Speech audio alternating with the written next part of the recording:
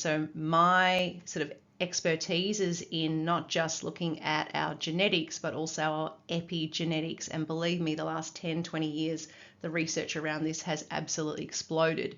And if you're interested in the healthy aging space, reducing your biological age, those tests are actually measuring these methyl groups sitting on the DNA.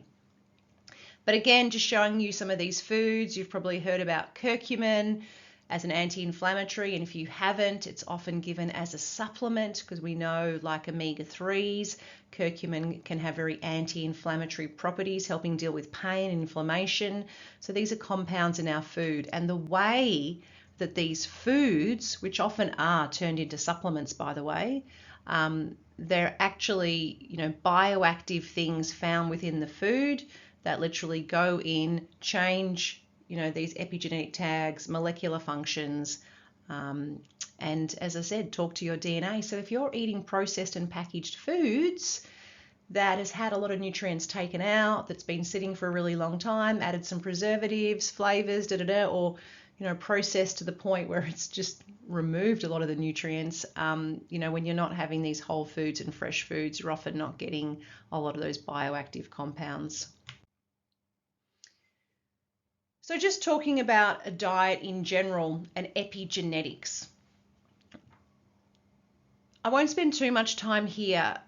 My first 10 years were in this preconception, fertility, pregnancy health space. And there's often a lot of emphasis on the mother and the mother's diet, with the health of the pregnancy, with the health of the child.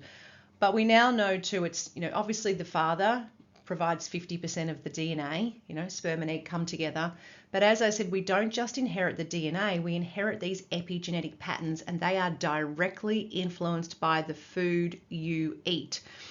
So if a male is having a so-called westernized diet with junk food, beer, soft drink, etc., they have an obese phenotype.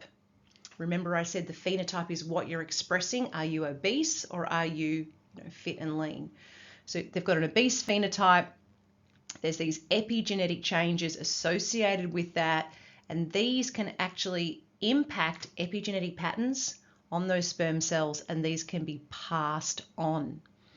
So I want you to know that these things I'm telling you are not necessarily just about keeping you healthy. These are important things for future generations as well.